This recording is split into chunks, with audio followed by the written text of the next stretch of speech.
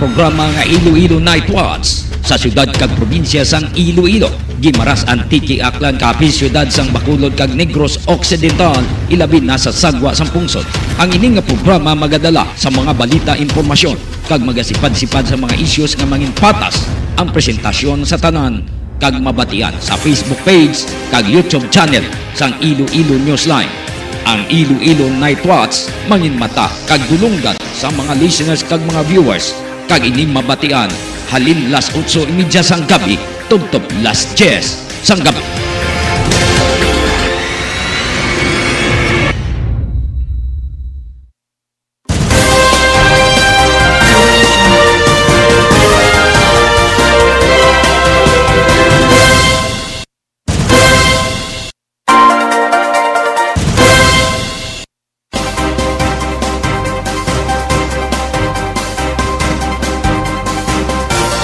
Oras sa Pilipinas, 52 minutos na nakaligad sa alas 8. Mayong gabi, banwa, mayong gabi sa tumalis na kag mga viewers. Kumusta na kamo tanan mga kanyuslan? Nagapamati na kamo sa atong pagwaragwag diri sa Iloilo Night Watch. Kag mabatian man kita sa Iloilo Newsline kag Guimaras Newsline. Sa aton man nga mga listeners sa abroad kag sa iban pa nga mga lugar, mabatian kag makitaan pagid kita sa YouTube channel sang Iloilo Newsline. Luzon, Visayas, Mindanao, syudad kag probinsya sang Iloilo, Antique, Aklan, Capiz, Negros Occidental, Bacolod kag Guimaras. Mayad-ayad nga gabi sa inyong nga tanan. Sa subong nga gabi may mga dalag ko kita nga mga informasyon, may mga development nga aton hatagan sa pagtamod sa aton diri nga pagapangalagad. Palihog standby. Kayo nato na na-check ang atong local pag-asa hibalontang sitwasyon sang panahon. Kundi na si Typhoon na Genie. Ano na ang extent sang iya sining coverage no sa pag-laslas. Naghina ginman. Nagbaskog pagit si Typhoon Genie. Ibalonta sa aton nga weather specialist. Pagi sa atong local pag-asa na naka-standby na sa aton nga linya. Iloilo Newsline Weather Update. Engineer Forbes Robin, si Newsline Johnny Diaz. Maayong gabi, sir. Yes, sir. Mayong gabi kag sa aton mga suking itag palamati. Ang muna aton latest weather update para sa subong Monday, October 2, 2023. Sa aton nga latest analysis, ang sentro sa mata ni Bagyong Jani, nabulubanta naton basis tanan available data diara na sa kalayoon nga 485 kilometers silangan sang Basco, Batanes. May dala ini hangin o maximum sustained winds nga 155 kilometers per hour malapit sa sentro, pagmadlo sa Gastenes ang maglabot sa 190 kilometers per hour. Kagahulag ini siya pa northwest sa kada sigon nga 15 kilometers per hour. Take note naton nga malayo ni siya sa aton sa Region 6 sa Western Visayas. Wala ni siya sa direktang epekto diri sa aton sa Western Visayas. Kag sa karon ang mga dalom nga aton nga na-experience tubong is dala ni siya sa aton nga hangin habagat nga among nagaapekto sa Southern Luzon, Visayas, ug Mindanao. Kag banganugod sining sistema Western Visayas maka-experience siya sa mga magalumon nga kalangitan, may posibilidad ng lapta-lapta nga mga pag-ulan pangilas panag-uong nga dala sa haton hangin habagat o southwest monsoon. Hinatubtob kasarangan na hangin naman, halin sa nabagat na nakatundan ang mga ibabaw sa Western Visayas, diin makana itubtob kasarangan aton mga pagbalod sa karigatan. Aton forecast range of temperatures, 25 tubtob 32 degrees centigrado, aton nga adlaw, nagtunod kay ina, alas 5:40 sang hapon, kag mabutlak buwas, alas 5:38 sang gagahon. Ang muna aton latest weather update, halin diri sa Iloilo Doppler Radar Station, Pag-asa Visayas DOST. Ako si Forbes Rubin, madamogin. Salamat. Engineer Forbes Rubin, nagapagwa naman si Typhoon Genie. Sa karon wala pa sir, ginalantaw naton posible pa rin siya magwa sa Huwebes nga adlaw. Baw, lawi, kay naigalis lakat siya. Yes sir, medyo mahinay-hinay subong, mga 10 to 15 kilometers per hour lang ginahulag. Yes, Oo. Pero dito sa Luzon area, particularmente sa Batanes, dito lang sila mapiktuhan. Yes sir, possible may actually may ara kita signal number dito sa extreme northern Luzon kaysa ibang nga parts ng northern Luzon. Oo. Kung aton tanawon naghina na siya o kung nagbaskog pagid. Nagakusog pag actually sir subong ginalantaw naton nga throughout the forecast period maging typhoon category siya pero possible landfall sa Taiwan area kung sa diin posible nga maghina na ni siya sang tanggapagwa sa tar line. So wala sang chance nga mag-landfall man siya diri sa Pilipinas. Although may possibility sir, wala naton gina-roll out, may possible landfall scenario pero sa extreme northern Luzon. Okay. So why naman sa may nagasunod pa sa iya? Yes sir, aside dira sa iya wala man kami na monitor ng ibang pang weather system. Okay. Engineer Phelps Ruben, sir, thank you so much. Kag mayong gabi. Thank you sir, salawat ng adlaw. Magandang tanan. Iloilo Newsline Weather Update. Nabatian si Engineer Phelps Ruben sa aton local pag-asa. Kagining informasyon ginadolong sa inyo sa Pinang's Flower Shop. Pinang's Flower Shop na hamtang ini sa Isna City proper, ginapanagyan ni Mr. and Mrs. Cyril Tacosalme. Pwede ka mo maka-order dira sa mga bulak na dali na lang Fiesta Minatay. Pwede ka mo dira na. Pwede ka mo da ka order sa ila sa bulak. Sa mga listeners naton sa ibang mga lugar, base gusto nyo mga preska nga bulak ara sa Pinang's Flower Shop. Pwede ka ba maka-order sa pagi silang mobile numbers 0920-825-6483 0920-825-6483 kag 0916-786-8896 0916-786-8896 Pinang's Flower Shop.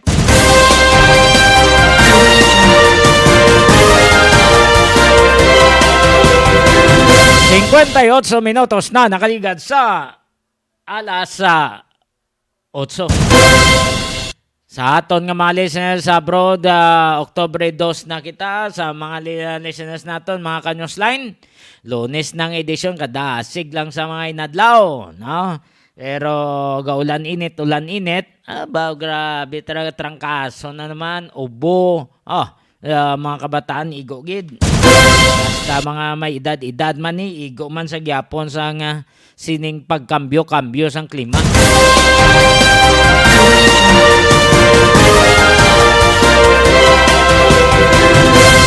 Ang importante, halong lang kita tanan, halong lang kita tanan nga hindi kita maghatag kumpiyansa. Kaysa agad kita hatag kumpiyansa, base mabutang kita sa alang-alang, no? Ang bataan, base hindi maka-eskwela, hindi ka makatrabaho, bangod sa trangkaso. Diri na kita sa pagplastar sa atong mga President Ferdinand Bongbong Marcos nagpabutyag nga ang Pilipinas kuno wala iya nagapangita sa gamo para sa West Philippine Sea nga ginapwestuhan sa China Coast Guard. Sa pihak nga bahin Philippine Coast Guard sa spokesperson nagpabutyag kag nagpanindugan nga kung magbutang pa sa gihapon sang barriers ang China, ila sa gihapon nga kakason o kunot don. Amo na iya. No, dapat mangisog ka mo kay ginmanduan ng musang presidente. Aga mga nagkaladakpan sa sining nagahilapit ng barangay kag SK election, mga violators, no? Mga violators sa gun ban naglabot na sa 1,000. Kag Senator Hontiveros, dapat sukton kunong China, no, sa ila sining mga utang sa aton nga pungsod, bangod nga nagpwesto sila sa teritoryo sang Pilipinas kag nagahimo pa sila sa mga kalakasan, gahimo pa sila sang gamo nga makahatag perwisyo sa aton nga mga mangingisda.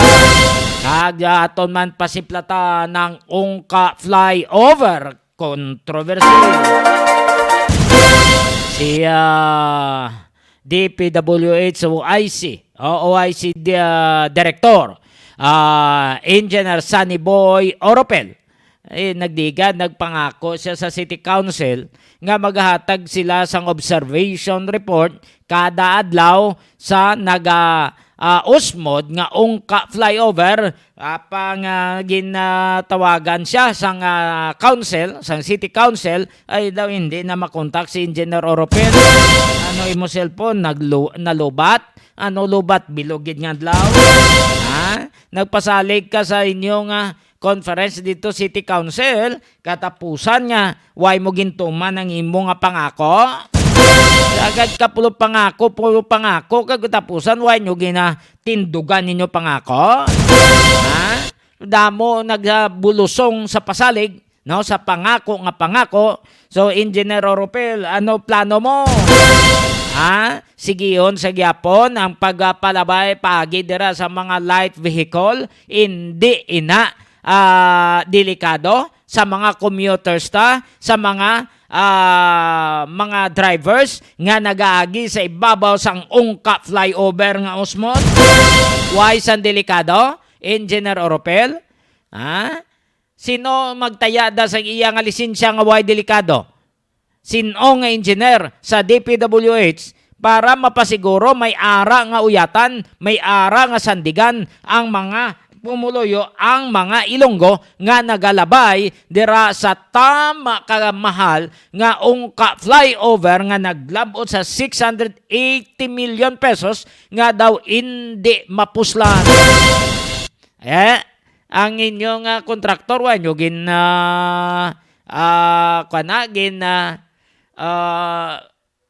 sukot sang damages, hindi bala may nagkalabilin pa nada nga damages nga ban nila, wa nyo naging sukot kay sila man na nag-construct ang IBC, hindi bala di why na sila yasang salabto nada.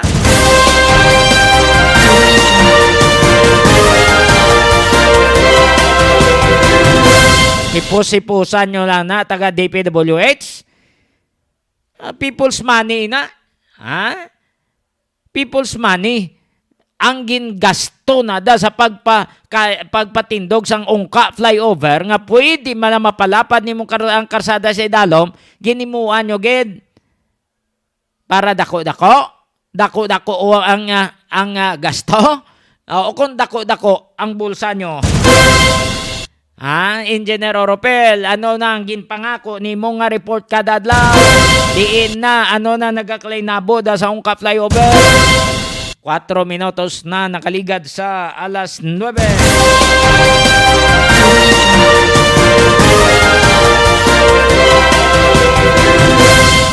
Ang ining informasyon ginadulong man sa inyo sa Baul Resto Bar.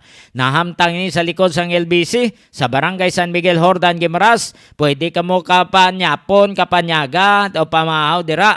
Manami ang lugar, manami ang dupoy-dupoy sa ngangin, malimpyo ang lugar, maayo magserbisyo ang mga service crew sa Baul Resto Bar. Hindi ka mo magkalipat. Sa Baul Resto Bar, kung gutomon ka mo, kadto lang mo dira, manamit ang timpla, barato pang presyo, ginadumalahan ni Dr. Gisem Binhamin. 5 minutos na nakaligad sa alas 9. Standby sa atong malis ng standby sa atong mga viewers, kag sa mga balikbayan, basi magkadto kamo sa syudad, mayara nga bag-o dira nga talanawon sa Wilso, sang city government. Hindi na mo mangita pa sang tourist guide, hindi na magtalang-talang kung din ka mo makadto nga mga tourist destination sa syudad, tanawan nyo lang ang wheels sang city government. 4 minutos o kung 5 minutos na nakaligad sa alas 9, ginadulong man sinyo sang more power, no? Sige-sige ang pagpangayo sa pangilis pusti sa taga more power para nga mangin maayo ang ilang serbisyo, hindi dali-dali kung dugay-dugay brownout kay mayo na ginapangilisan na nila ang gabok nga mga pusti. More power Iloilo, bringing more to life. When we first arrived, we said we'd be more. And we were. We said we'd give you more. And we did. We even source 100% of our electricity from renewable energy, all while having the lowest rates in the country. But wait, no, that's not enough. This year, we're going to do more. But what does do more mean? It means more upgrades.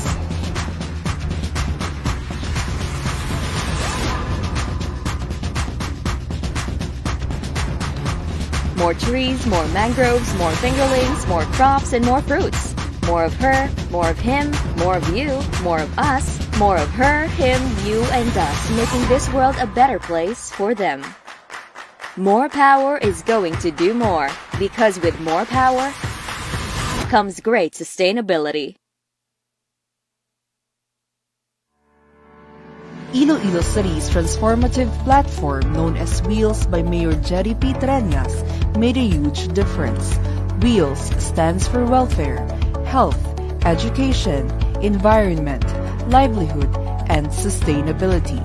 This highlights the remarkable projects and efforts that have been driving the city towards a more sustainable and empowered future. With Wheels, we had a long journey through the years, and now we reached our destination of empowering Ilonggos for a sustainable future. This is Wheels, the arrival. Welfare is at the heart of the Wheels initiative. The eye care centers provide essential services to the community, with 5 operational centers and 6 more under construction. While the redevelopment of markets like Arevalo, Haro, and La Paz aims to enhance the city's urban landscape and convenient customer and merchant experience, with budgets allocated to support each project. Furthering its commitment to the welfare of its citizens, Iloilo City plans to construct a state-of-the-art legislative building. Additionally, the City Hall employees will have access to affordable housing with low-rise condominium units, while the urban poor will benefit from a condominium building under the Pambansang Pabahay para sa Pilipino program. The COA Bodega, a modern storage facility, will streamline operations, while new facilities for BJMP and PNP ensures better facilities for law enforcement. Balay Dalayunan, a cultural landmark, will provide a space for artistic expression and community gatherings. Payment centers like Marymart and the Atrium, SM City, and Megaworld will bring greater convenience to the people. Also, the Iloilo City Dog Pound and Animal Shelter at Kalahunan Sanitary Landfill in Mandurriao District is serving as home for stray or rescue dogs. The health component of Wheels has made significant strides. The San Isidro Dialysis Center offers life-saving treatments to 84 patients weekly. The newly expanded Iloilo City Hospital has a capacity of 100 beds and provides accessible healthcare to its residents. Immunization services play a vital role in maintaining public health, with substantial progress made in administering the measles, rubella, and bivalent oral polio vaccines. COVID-19 vaccinations have been widely distributed across age groups, contributing to the city's fight against the pandemic. We also established a swab center. Iloilo City recognizes the importance of inclusive education in shaping a better future. With substantial investments in schools, modules, and laptops, the Boost for Education program empowers teachers and students alike.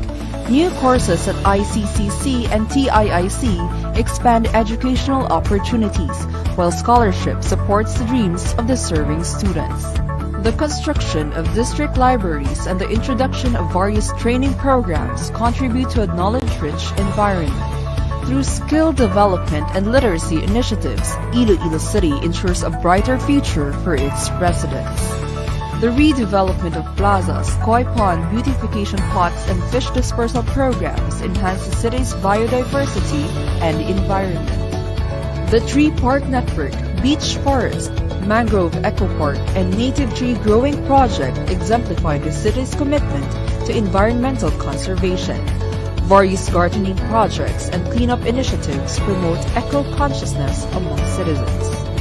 The livelihood component of Wheels supports economic growth and self-sufficiency. The Business One-Stop Shop promotes ease of doing business, while the Uswag Negosyo Academy or UNA empowers aspiring entrepreneurs with knowledge and support. The UNA program, Terminal Market Rehabilitation and Vocational Training Initiatives provide opportunities for entrepreneurship and skill development. We also made a big leap as we rehabilitate the Iloilo terminal and central markets.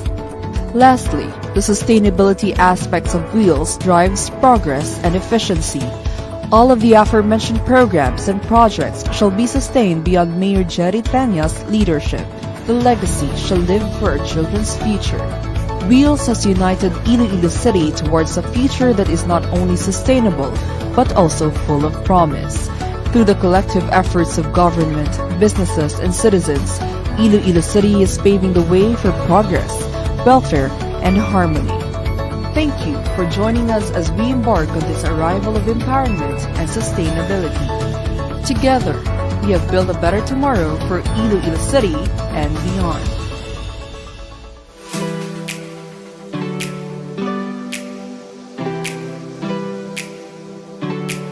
Gusto mo bala sa manamit nga donut nga dalon sa imo pamilya? Hindi ka na magbakal sa iban pa. Bungod bukas na para sa tanan ang Mars Pastries nga napahamtang sa sulod sang Ceres Terminal sa Barangay Kamaligaro, syudad sang Iloilo. Ano pang ginahulat nyo? Dali na! Mabakal na kita sa donut sa Mars Pastries. Pasalubong nga may pagpalangga sa imo pamilya. Mars Pastries. Barato na, manamit pa!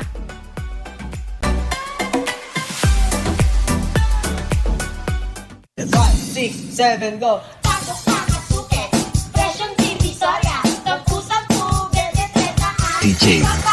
Hello mga suki! Bukas na ang Sergeant Many Grocery kung sa diin makapamakal kamo kag makapangompra sang kinahanglanon sa sulod sang inyo balay. May baligya man sila para sa mga okasyon. Hindi na kamo kinahanglan magkadto sa banwa kag syudad. Gani ano pang ginahulat nyo? Bakal na! DJ Forget.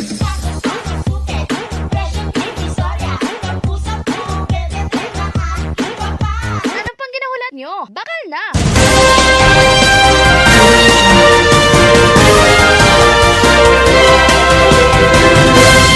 Minutos na nakaligad sa alas 9. Ang Philippine National Police nakarecord sa isa ka libo nga gun ban na violators sa nagahilapit na barangay kag SK election.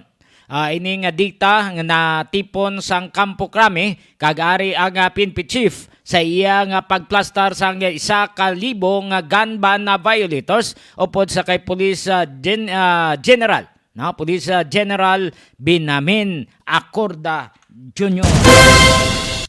As per our implementation sa gun ban as of 11 p.m. September 28, we have arrested a total of 1,063, confiscated firearms 654, deposited for safekeeping 1,288, and surrendered 1,156 firearms. With regards to the preparation for the barangay election, to our assessment and after the presentation of all the regional directors and after their meetings with the different RJSCCs, PJSCCs, and of course the national then, it's a go for all of us. There are some areas identified.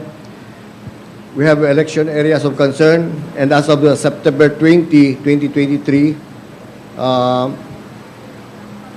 there are 246 barangays considered as red category, 1,248 under orange category, and 1,100 under the yellow category. In Bar alone, we have 151. In Region 8, we have 60, and in Region 5, we have 21. So this list is fluid. Kumbaga, it may change anytime depending on the political climate in the area. And these are being constantly monitored through our coordination with the COMELEC and Coast Guard and the Armed Forces of the Philippines.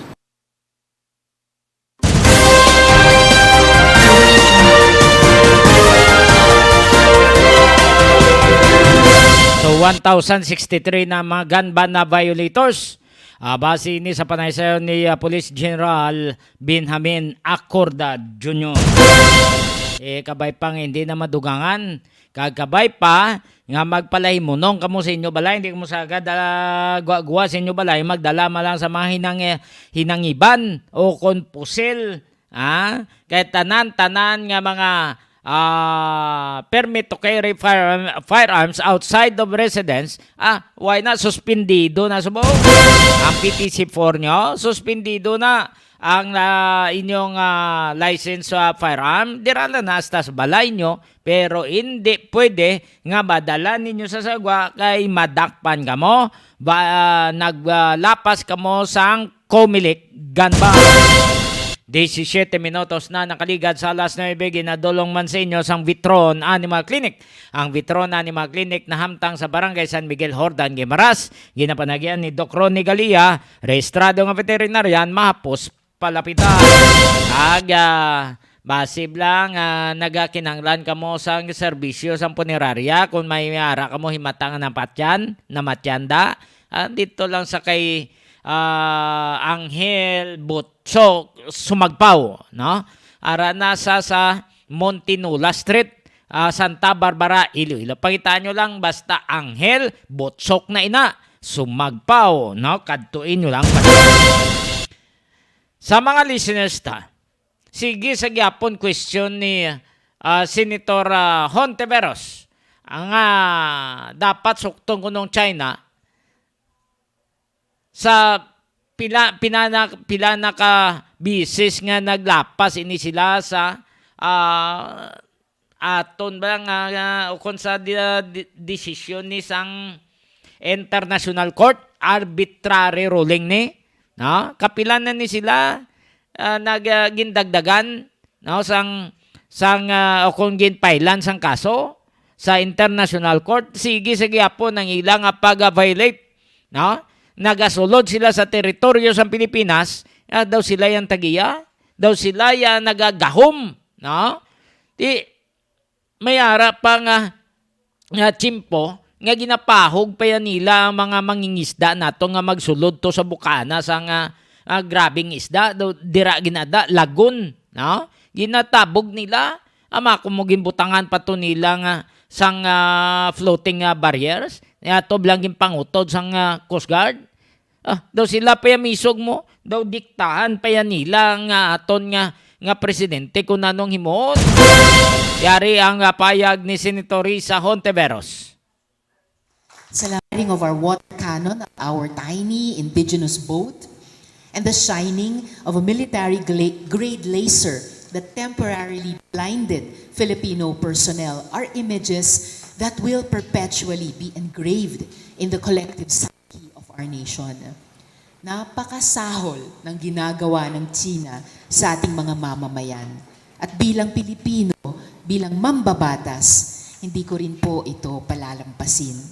Last month, I filed proposed Senate Resolution 744, calling on the Senate to strengthen the Philippine Coast Guard by providing greater funding for their intelligence operations and maritime patrols amid rising tensions in the West Philippine Sea.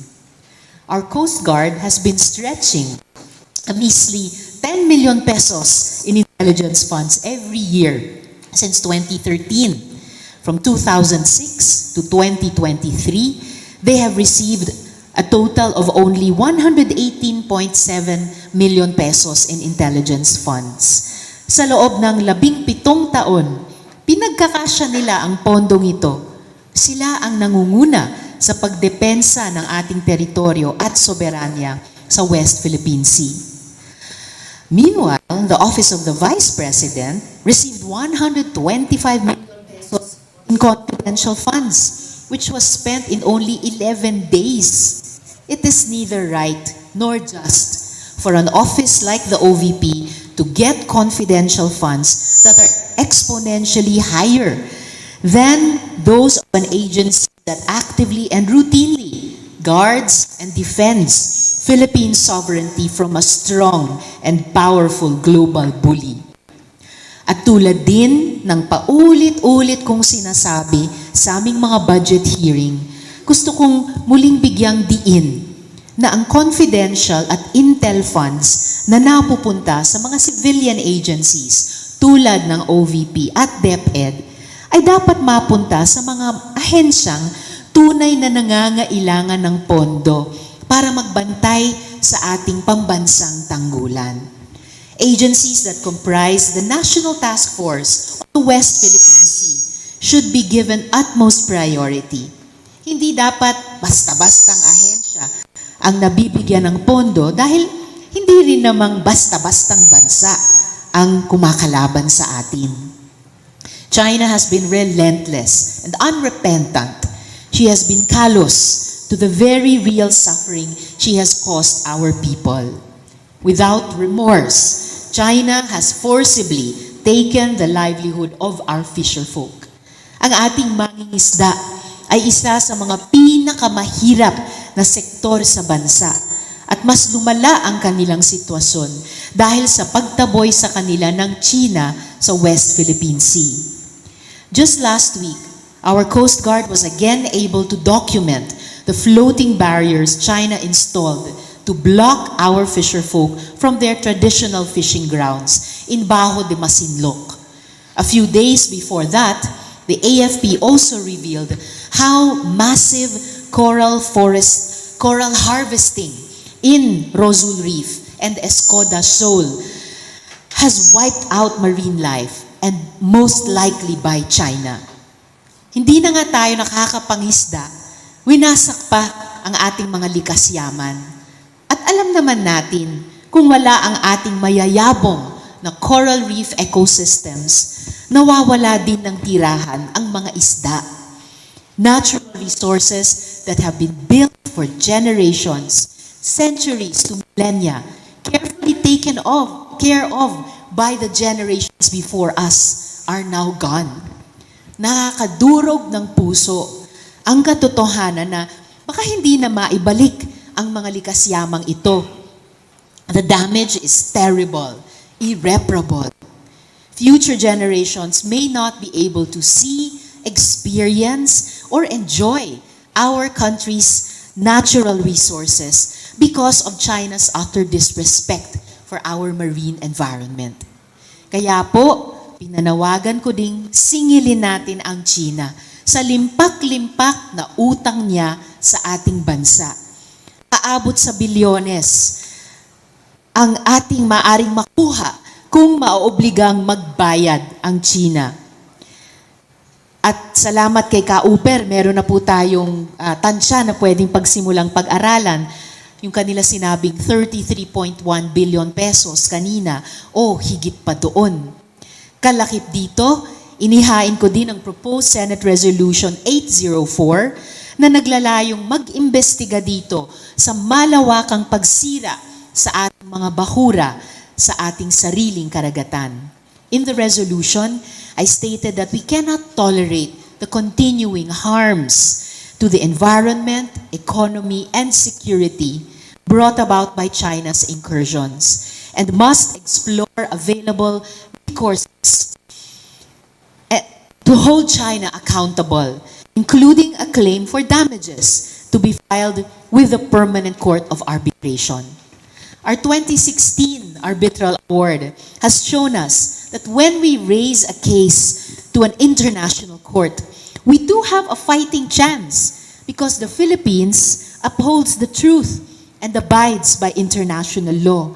We should maximize the wide support we are currently getting from the international community by exhausting all diplomatic, legal, and political tools to make China recognize and comply with the Hague ruling, as well as the United Nations Convention on the Law of the Sea. Last August, the Senate adopted the proposed Senate resolution. Nabatian si Senator Risa Hontiveros. Parte ini sa padayon nga pagpangbinggansa pagbuli sang China sa mga Pinoy sa aton nga Philippine Coast Guard. Hindi na dapat ngono nga padugayon pa ini. Sukton ini sila sang ilang utang bangod nga hindi na ila sovereign niya, hindi na ila teritoryo, sige pang ila nga pangabingansa sa aton nga mga mangingisda. Daw sila yang mayorya mo, daw sila yang tagiyaya sa West Philippines nga nakasulod ina sa aton nga territory. Daw sila pa yung maghahumya sa aton, daw diktahan pa kita nilang sang China ni. Ang ilang nga ginapa pa frontlines, amo ini ang Chinese militia, kag Chinese Coast Guard. Mako mo nagligad to, ibirahon nila sang water cannon tong aton nga vessel, no? Ang mga miyembro sang Philippine Coast Guard. Ibato nato nga water cannon, may konsulpot lang na kay. Why man sa water cannon da sa vessel sang Coast Guard. Sige to, ilang panggarit-garit nga ara na sila sa sulod sang teritoryo sang Pilipinas. Mamakon mo dagdagan pa nila sa mga debrito ang mga coral reef nga nagkalamatay to, no? Instead nga may panaguan pang isda, may hukmungan pang isda, away na sila sang hukmungan kay ginguba sang ginapatihan Chinese militia. 27 minutos na nakaligad sa alas 9. Kinadolong sinyo sang Loadlift Trading and Services. Isa kadako mga construction firm nga nabase sa Metro Manila, nabase dira sa Bulacan. Base may pakayo ka mong mabalay, pa-construct mga merkado, arang Loadlift Trading and Services. Pwede man ka mo makakadto sa ila opisina sa Block 5, Phase M, Francisco Homes, Giho, San Jose del Monte City, Bulacan. Pwede man ka mo makatawag o kung makatext kay Engineer Joey Diaz sa iyang number 0939-812-6336. 0939-812-6336 o kung mag-email ka mo sa maria_rosem@yahoo.com. Loadlift Trading and Services. More power, Iloilo, bringing more to life. When we first arrived, we said we'd be more. And we were. We said we'd give you more. And we did. We even source 100% of our electricity from renewable energy, all while having the lowest rates in the country. But wait, no, that's not enough. This year, we're going to do more. But what does do more mean? It means more upgrades.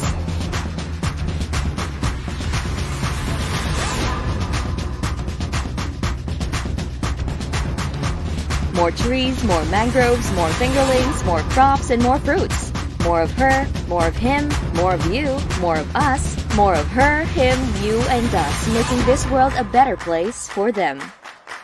More power is going to do more, because with more power comes great sustainability. My heart beats to the sound of the drums of our Ilonggo warriors.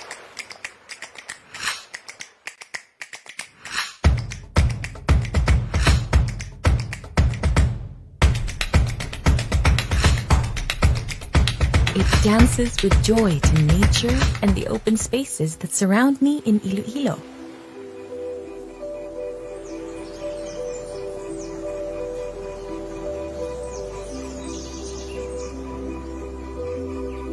My heart is filled with love for the warm people, our culture, and heritage.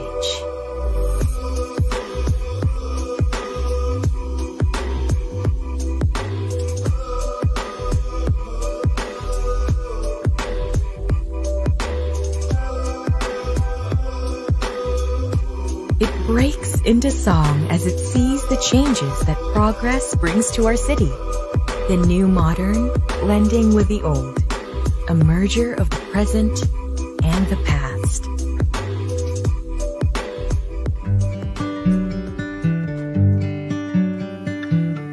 My heart is full as dreams are fulfilled here.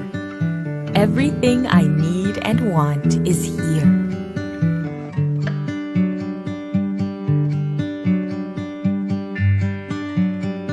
Iloilo is my happy place. The place I call home. where love and affection overflow. It's the city of love after all. So when you visit, first we give you our food, and when we give you our food, we give you our love. You become part of us. This is why my heart beams with pride for Iloilo City and its people. There's just no place like home. Even if I go somewhere, I bring Iloilo City with me. My heart is never lost. For my heart beats in Iloilo. My heart beats in Iloilo City. My heart beats in Iloilo City. My heart beats in Iloilo City. My heart beats in Iloilo City. My heart beats in Iloilo City. My heart beats in Iloilo City.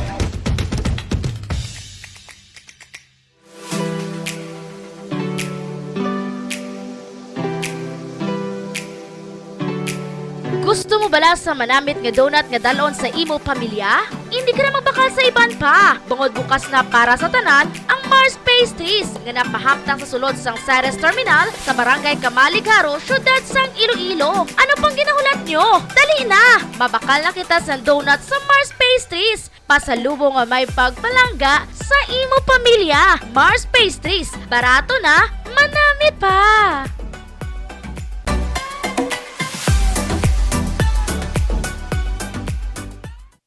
6, 7, go!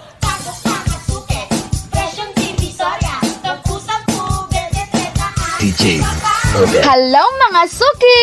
Bukas na ang Sarjan Mini Grocery kung sa diin makapamakal kamo kag makapangompra sang kinahanglanon sa sulod sang inyo balay. May baligya man sila para sa mga okasyon. Hindi na kamo kinahanglan magkadto sa banwa kag syudad. Gani ano pang ginahulat nyo? Bakal na!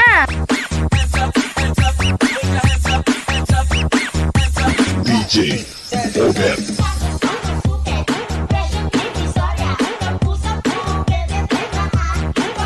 Ano pang ginahulat nyo? Bakal na sa Sarjan Mini Grocery.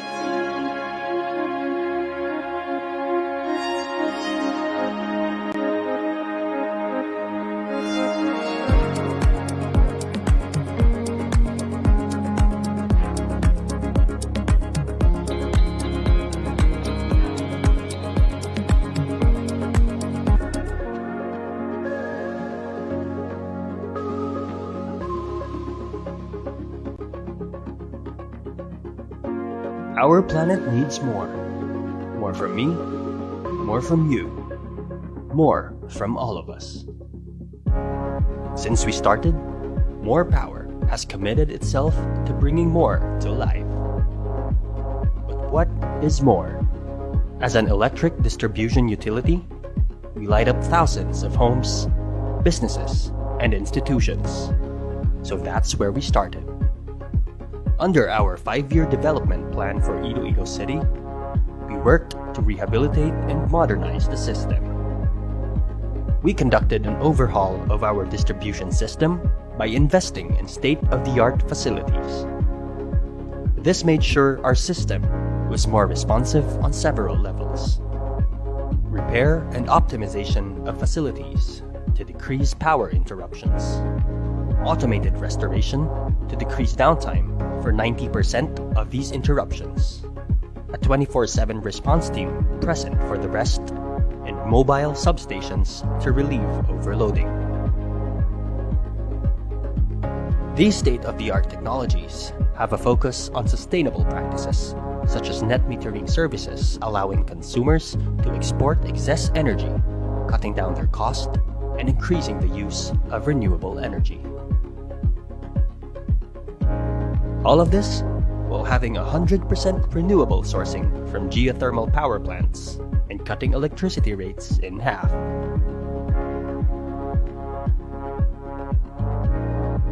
This made sure that the energy we supplied was more reliable, more accessible, more sustainable, and more affordable. And we will continue to endeavor in incorporating renewable energy into our portfolio for the long term. Our services are only limited by our technology, and when we upgrade, we can bring more to your life. We partnered with LGUs to streamline the application process to make electricity more accessible to all of our consumers. We are not afraid to take on pilferage syndicates. We collaborated with the LGUs to convert these illegal connections to legal connections. Justice and fairness must be the standard. Through the streamlined process, paired with our efforts to apprehend pilferers and crack down on illegal connections, we have reformed the energy sector. Now, those who were forced to live on illegal connections can now take pride in being legitimate consumers. We are also not ignorant of the crisis our city and consumers have been facing. We feel your struggle, and we are here with you as partners. And that's what gave birth to the Partners in Power Foundation. Through our foundation, we donated millions to help the city and its institutions fight against COVID with dedicated response teams assigned to major hospitals for rapid response to save lives. Beyond all this, we wanted to do more for our environment. In our first 2 years, we planted trees, mangroves, and released fingerlings. We have even adopted an entire mangrove park and supported a citywide endeavor for urban gardening. We also worked on what we could do more within our system. Our entire distribution system was made more sustainable by replacing every wooden pole and transformer with stronger and eco-friendly materials. And for every wooden pole we replaced, we committed to plant trees for each one of them. And you are a part of this too. 1,400 of us worked together to donate flower pots for bike lanes throughout Iloilo City, along with encouraging our workforce to bike to work. But still, there's so much more to be done. Our mission stays the same, to bring more to life. As long as we work together, we can do more, we can be more.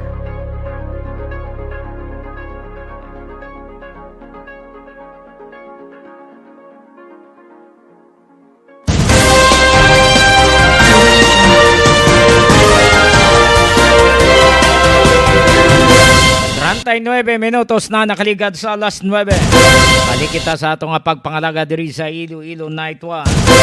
Ang Philippine Coast Guard nagpabutyag nga pagi sila nga spokesperson nga kung magbutang sa gihapon ng China sa nga floating nga barriers ila ini kakason. Ukrason nila ini, no?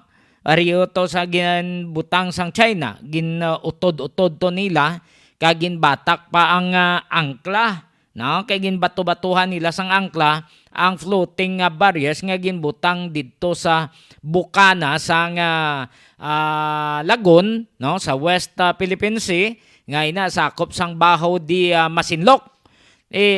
Ang Coast Guard nagapanindugan nga himuon nilang tanan-tanan nga makakas ang floating barriers sa China. Yari ang ilang spokesperson, si Commodore J. Tariela.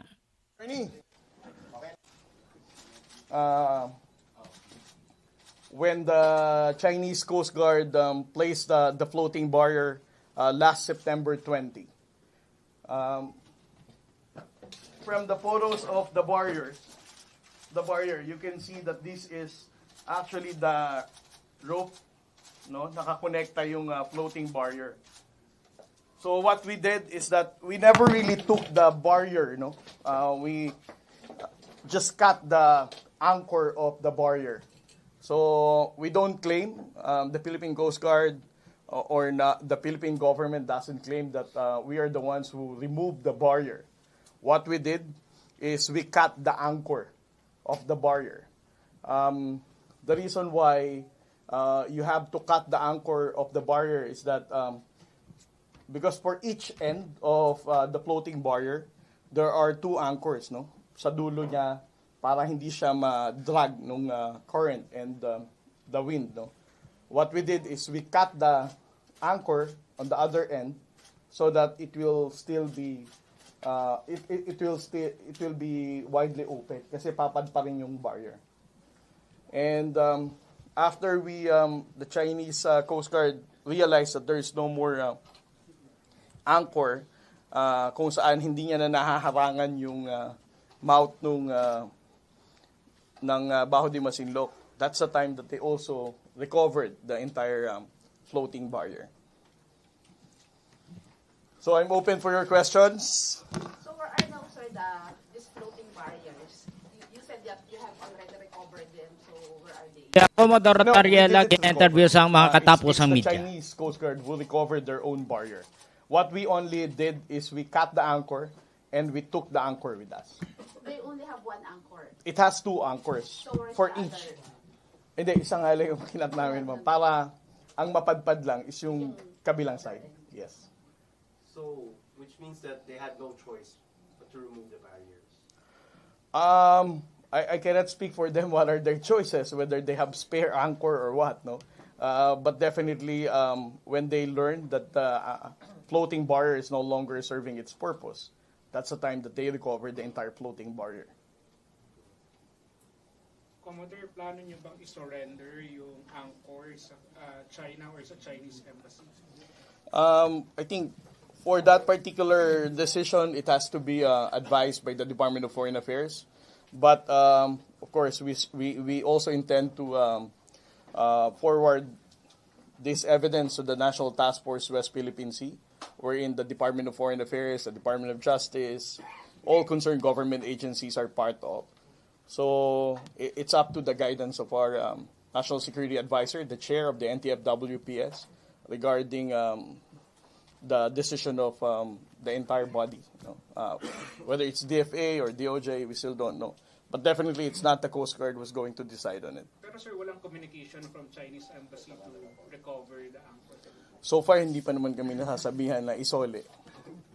Sir, but what does it mean? Yung sinabi niyo pong wala ng floating barrier, does this mean fishermen can move closer to the entrance of the shoal? Ano pong kahulugan nito na wala ng harang? Well, we can probably say na this is a symbolism na kasi as we all know, no, they have been doing this kind of behavior of placing the barrier for so long a time na, no. Even their statement, they mentioned they have always been putting this floating barrier para hindi makapasok ang mga Filipino fishermen dito. So on our side, I think what the president did in giving us instruction to remove the barrier is to show the Filipino people and also to show the world that the president is really sincere with his commitment that we're not going to surrender any square inch of our territory to any foreign power. With this action of the national government, I think that's the most important thing that we have already showed the world. Sir, the president mentioned this today during an ambush interview that during that day when the barrier was removed, the fishermen were able to catch over 100 tons of fish. So right now, are we expecting that more fishermen could go inside without any hindrance and they could catch more of those fish? Well, to support the statement of the president, according to the estimate of the Bureau of Fisheries and Aquatic Resources, the total estimated fish catch during that time is 168 tons. Teka lang, may langaw. 168 tons. And I suppose more Filipino fishermen will already be motivated to go to BDM para dun mangisda. And this is something na hinihikayat ng ating pamahalaan. So just to be clear, so our fishermen can now go inside the lagoon to fish. Well, I wouldn't lie to you, no. It is still a struggle for the Filipino fishermen to be able to enter the lagoon. No? As I said, as a result of our MDA flight, there are now 2 China Coast Guard vessels guarding the lagoon. No? So if the Chinese Coast Guard would really push hard for our Filipino fishermen not to do fishing activity inside the lagoon, of course they can do that. No, so At some point between when you were able to cut the floating barrier and now, some of them were able to go in.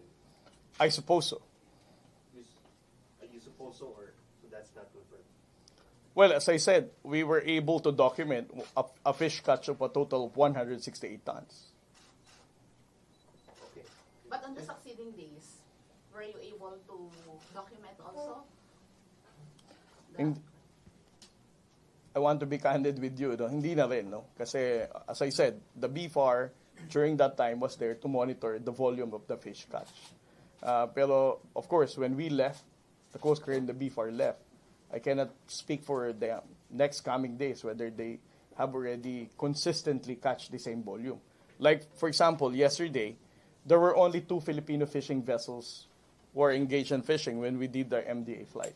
So definitely the 168 tons volume of fish catch when we did this patrol is different from the volume of their catch yesterday. So those 2 fishing vessels, they're inside the lagoon? Hindi. Where? No. Some of them are outside. Etong dalawa na pinag-uusapan natin. Huwag tayong malito muna, no? Let us first clarify. These 2 Filipino fishing vessels that we saw are outside the lagoon. Okay, but when the BFAR vessel was there, so just to be clear, so that we can be accurate, the 168 tons of fish that they were able to catch were from inside the lagoon or from outside? As I said, Barnaby, this I'm not saying that the 54 fishing vessels that we declared are inside the lagoon. What I'm saying is that as far as the estimate of the national government and BFAR, there were 168 tons. But I'm not claiming that those in all Filipino fishing vessels, when we cut the barrier, nandun sila sa lagoon. Not some of them? As I said, the 168 tons was the volume that they catch. But at least they were near the lagoon, not necessarily inside the lagoon. Yes, not necessarily inside the lagoon. Whether they're inside the lagoon, I cannot confirm or deny that. But the mere fact that they were able to catch 168 tons of fish is something that we should really be happy about and to celebrate about, knowing that there are more Filipino fishermen now are engaged in fishing in Bajo de Masinloc. So since that's the case, are we going to deploy more fish, like from BFAR and PCG vessels there, so that our fishermen could at least catch more fish around that area? Well, with the guidance of our President, the Philippine Coast Guard, and the Bureau of Fisheries and Aquatic Resources, although we're not going to be constantly present there, we don't have enough resources to be able to 24/7 ensure the safety and security of our Filipino fishermen. But we are going to increase more presence, but not constant. Commodore, can we get your reaction? A statement from the Chinese Coast Guard says the floating barrier and the net below the floating barrier is fabricated. The mere fact that I have the anchor of the barrier that they laid out, I think I don't really have to respond with that statement that what we reported to the Filipino people that we cut the barrier is a fabricated one. Secondly, in response also to the statement of the Chinese Coast Guard spokesperson, the mere fact that they are admitting on his statement that they really laid out they put the floating barrier in Bajo de Masinloc is a clear, deliberate violation of the international law. The arbitral ruling has already made the decision that Bajo de Masinloc is a traditional fishing ground, not just for the Filipinos, but even for the Chinese and Vietnamese. The mere fact that they are not allowing and admitting that they are not really allowing Filipino fishermen to go inside the lagoon is a clear violation of that. Sir, what will the Philippines do if the Chinese puts back the floating barriers there? I think for our national government, especially for the Philippine Coast Guard, we no longer need to wait for the instruction of the President, because the mere fact that the instruction was already given, then there is no reason for us to remove it every time that the floating barrier will be reported that it was in place. Sir, the House Foreign Affairs Committee of the United States earlier discussed the incidents surrounding the West Philippine Sea, like laser incident and then the recent removal of the floating barrier. They said that the Philippine Coast Guard took a bold step in defending their own sovereignty by removing the floating barrier. So maybe this kind of support, sir, from the U.S. Do you have any message on that to the U.S. lawmakers? Well, I think since we started the Transparency Initiative in exposing the aggressive behavior of China, since the laser incident in February, the swarming incident last March, April, dangerous maneuver, the water cannon, our intention really is to tell the world, not just our allies, the United States, but even other like-minded states, that this is happening in the West Philippine Sea, that China is deliberately violating international law. So right now, hearing it from the U.S. Congress and also the commitment of other countries from the European Union, Japan, Australia, I think we are already gaining headway. We are attaining our objective that now it's not just the Philippines, but these countries are all aware that we really need to condemn and criticize this aggressive behavior of China. Sir, how about your thoughts po? Kasi may statement po nilabas yung China na self-amusement lang doon ng Pilipinas, yung pagkatanggal doon sa floating barriers po sa Baha de Masinloc. Gaya ng sinabi ko kanina, the mere fact na nasa atin ang anchor nila, tingin ko naman, hindi ako magpapabricate ng ganitong kalaking anchor. And the videos and the photos that we show the world is already a clear proof that we are not fabricating this story. Sir, nangyari una doon sa palipat-lipat po yung strategy ng China. So, ngayon naman sa Scarborough show. So, sir, is there anything you think that China wants to send the signal to the Philippines?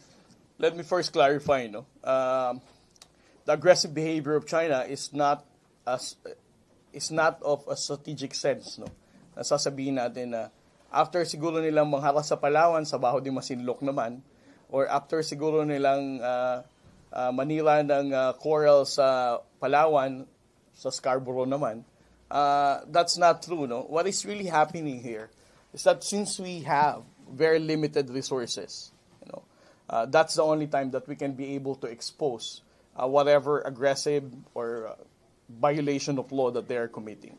For example,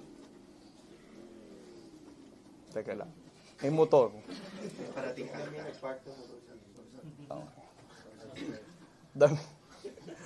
Dami your fact. For example, sa Palawan, kaya lang naman natin na i-expose na merong aggressive behavior sila is every time na magre-resupply tayo at meron silang gagawin sa atin, di ba? So kaya lang nalalaman ng publiko. Ngayon, sa Baho de Masinloc, kaya lang din naman natin nalaman kasi yun din yung time na nag-deploy tayo ng BFR vessel dito at ng Philippine Coast Guard. So, there's really no strategic sense sa sasabihin natin, after ng Palawan, BDM naman. After ng BDM, somewhere naman. Nagkataon lang talaga na every time we deploy our assets, whether from the Bureau of Fisheries and Aquatic Resources, the Armed Forces of the Philippines, or the Philippine Coast Guard, it goes to show na consistent talaga sila at tahasan talaga ang pag-violate nila ng international law. Sir, having said that, are you planning to deploy other assets to other parts of the West Philippines? Well, if we can only sustain, as I said, we have a very limited number of vessels. We only have 3 offshore patrol vessels. We have been relying to the 44-meter vessels that came from Japan. If we have enough Coast Guard vessels and Philippine Navy vessels and even Bureau of Fisheries and Aquatic Resources, why not, di ba? Kung kaya naman talaga natin. It just so happened that we have a very thin resources para i-spread out natin sa West Philippines. So having said that, sir, there's a fisher folk group based in Masinloc who suggested that they could document these acts of aggression for you, provided you give them the proper gear, proper equipment, and also some form of security. Well, we would really appreciate that kind of,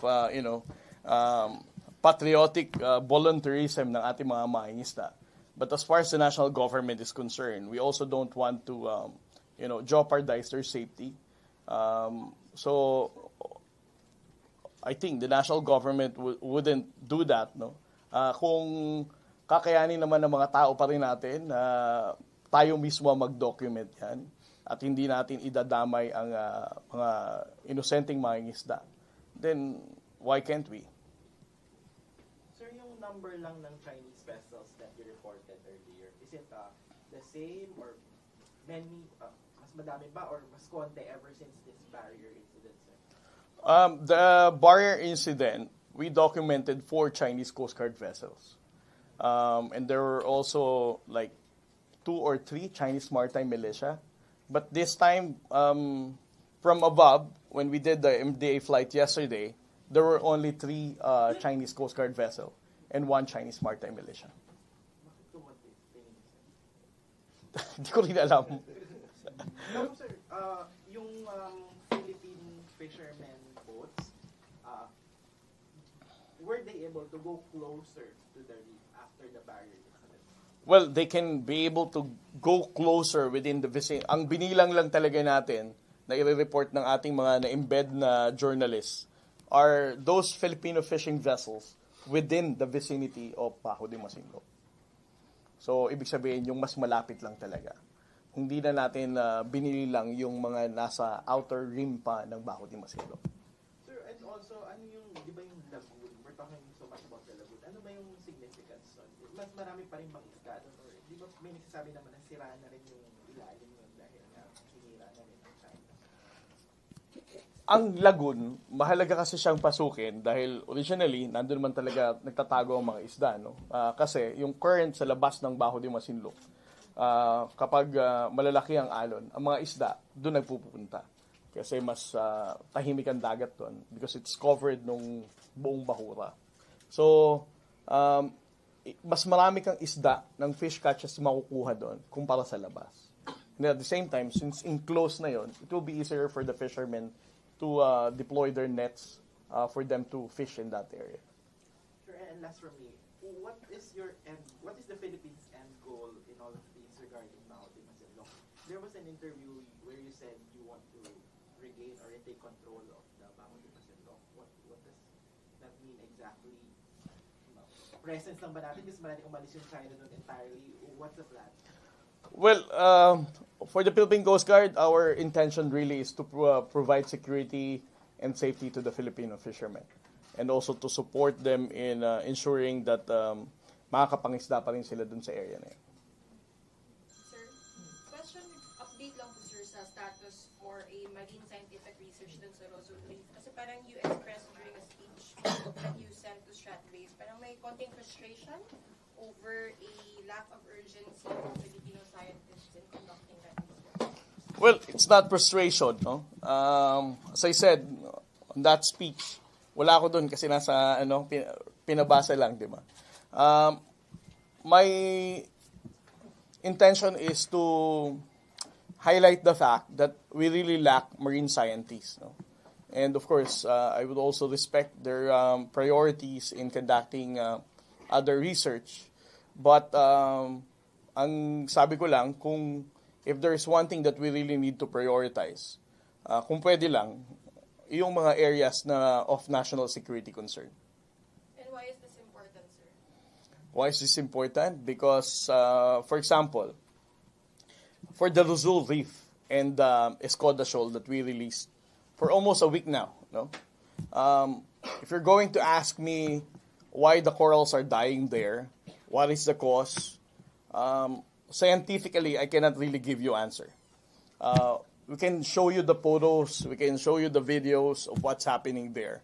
But the science under what circumstance nangyari to, hindi namin kaya. Kaya I'm asking our marine scientists to help us. Secondly, if we're going to tap international marine scientists, whether the Americans, the Japanese, or Australians, or any other European countries, of course, they would all be willing to support our effort in assessing the extent of the coral damage in the West Philippine Sea. However, may magsasalita na naman na itong naging report ng mga foreign marine scientists na to is bias, hindi totoo, pinaniwalaan na naman natin.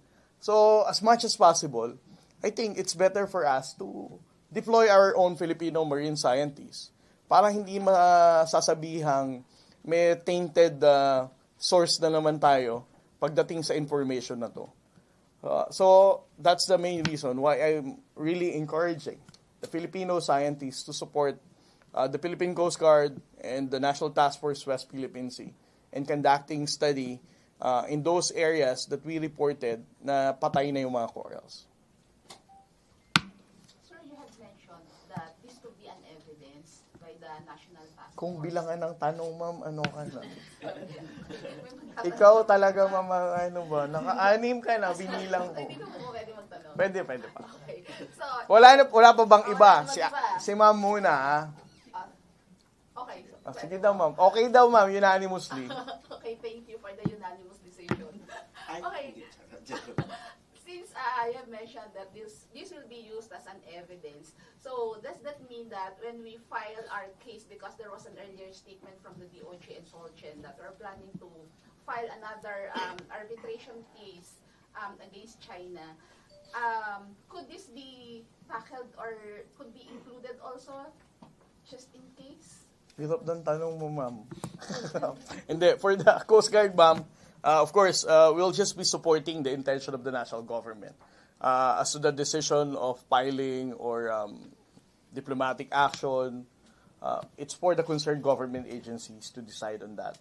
But as I said, whoever or whichever agency would require us to surrender this anchor, we would do so. Last na, gano'n kabigat, sir? I-try mong buhatin, ma'am. Ano, did you ever... Mga ilang kilo na ito, estimated weight? 20 to 30. 20 to 30 kilos. Sir, again, just for a categorical answer, sir, what will the Philippine government do once the Chinese, if ever the Chinese puts back the floating barrier there at the mouth of the Scarborough Shoal? Well, as I said, since our president, bombo radyo na. Ulit. Since our president has already given specific and clear instruction to the Philippine Coast Guard to remove the barrier the first time that we learned about it. In the next coming months, if ever that barrier will once again be in place, the Philippine Coast Guard will do whatever it takes for us to remove the barrier. Miss Birma. Sir, you said earlier that the Coast Guard will have a constant monitoring and missions within the Scarborough Shoal. How far our assets will be near the shoal, sir? Because, of course, most of us visited Scarborough and we saw those vessels, those maritime, those... But no Coast Guard during that time. No BFAR as well. Yes. So how far will it be and how constant is constant? Sabi ko hindi constant, di ka nakinig. As I said, the other reason for us to celebrate with the last BFAR mission is that we were able to anchor at a distance of only 300 meters. So, just to answer your question, how close did we reach during that Bajo de Masinloc mission? We were able to anchor 300 meters away from Bajo de Masinloc. For so many years, it has always been a struggle for the Philippine government vessels. Right after the 2012 standoff, we never had the chance to come as near as that. Of course, you're aware, you've been there in Bajo de Masinloc. It's very difficult for the Philippine Coast Guard and for the Bureau of Fisheries and Aquatic Resources to be able to come near Bajo de Masinloc. But for this particular mission, we were able to reach at a distance of 300 meters. And in that distance, we even anchored. That's the time that we have provided relief goods and fuel subsidy to those fishermen in Bajo de Masinloc. Kailan po for the record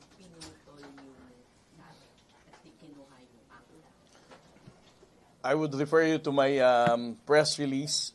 It's a special operation. We never really close the details of that.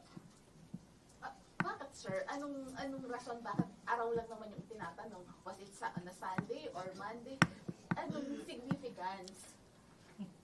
Akala ko last na yung kanina. Sorry, sir. Kasi yun din yung message ko sa inyo eh. Hindi nyo sinasagot din kasi eh. Dapat kasi may mga picture eh. Para makikilala ko agad. Ang dami kasi. Alam mo minsan.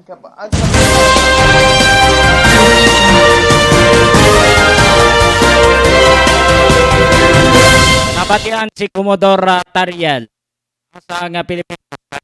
Pamutong ila panindugan. No, tuman gid lamang sila sang mando sang presidente. Kag tindugan nila ang West Philippine Sea nga teritoryo sang Pilipinas. Kung may butang mga floating barrier sa Japon, ang China ila ini pang kakason para nga makasulod sa baho di masinlok nga ginaistaran gid sa maisda ang mga fishermen nga makapangisda sang mayad, makapangisda sila sa mayad. Kay ara dira sa bukana sa baho di masinlok ang isda, tonelada sang isda, ara sa lagon nga gina-enjoy ini sang China nga hindi man ila teritoryo. So dugangan ta pagid ini buwas kay base may mga development.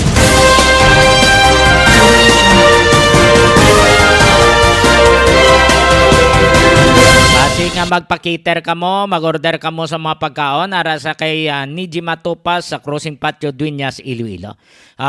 Advance lang mo booking para malutuan ka mo niya sang inyo nga mga paborito.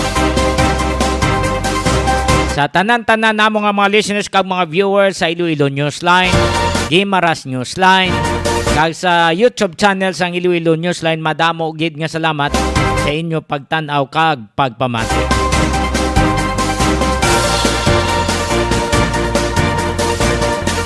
Sa tanan-tanan nga nagahiwat man sang kadlawan, happy birthday. Sa tanan nga mga naga-text, nagapadala sa mga mensahe, sa mga naga-like, thank you so much. Kay Dr. Gisem Binhamin, kag sa iya mga staff dira sa Sabaul Ristobar, mayong gabi. Dira man sa kay Sian Bangkaya, nagapa-shoutout sa Sinipan. Mayong gabi, ma'am. Kay Richard Vlagyaw. Shout out man ko no sa Zamboanga City. Kay Rani Boy Hardinaso sa Mindanao, kay Dr. kay Ronald Doktora. Maestro man da sa Jinsan, mayong gabi.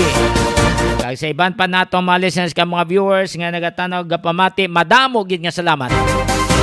Diri lang kita kutob sa aton nga pagpangalagad sa Lunes nga edisyon, Oktubre 2, 2023. Upod lang sa atong mga technical partners kay Toto Boy Jeff kag Nonoy MJ. Ini ang inyo alagad Johnny Yanson Diaz.